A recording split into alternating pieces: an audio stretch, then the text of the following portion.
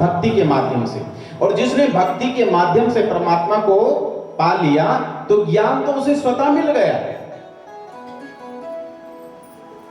तो ज्ञान हमें लेने की आवश्यकता नहीं, हमें भक्ति करने की आवश्यकता है।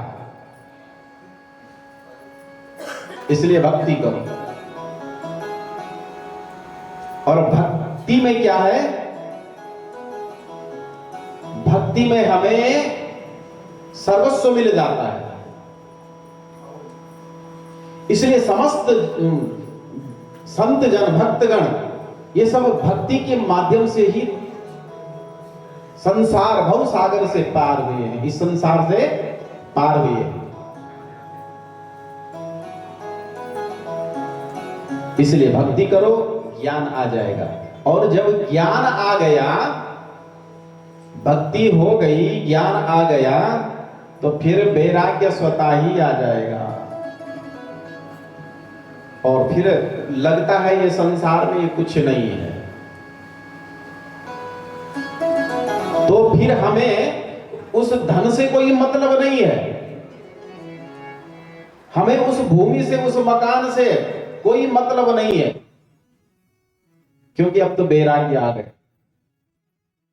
भक्ति आई, ज्ञान आया, फिर हमें वैराग्य हो गया। तो वैराग्य का यही अर्थ है महाराज, हमें किसी चीज से मतलब नहीं, केवल सिर्फ परमात्मा को पाना है। बड़े बड़े संत, बड़े बड़े ऋषि यही तो ढूंढ रहे हैं। कोई राम को ढूंढ रहा है, कोई कृष्ण को ढूंढ रहा है, कोई भगवान शिव को ढूंढ रहे हैं, लेकिन भक्ति के माध्यम से। इसलिए भक्ति करनी ही पड़ेगी। भक्ति की, ज्ञान आया, और महाराज भक्ति के बाद ज्ञान, ज्ञान के बाद वैराग्य आया। और जब वैराग्य आ गया मनुष्य को, फिर और कुछ नहीं चाहिए। फिर उसे क्या चाहिए? तब वो कहता कि बस अब मुक्ति मिल जाए।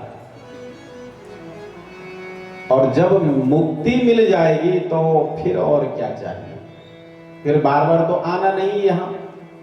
और मुक्ति कैसी मिलेगी? इसी भक्ति से।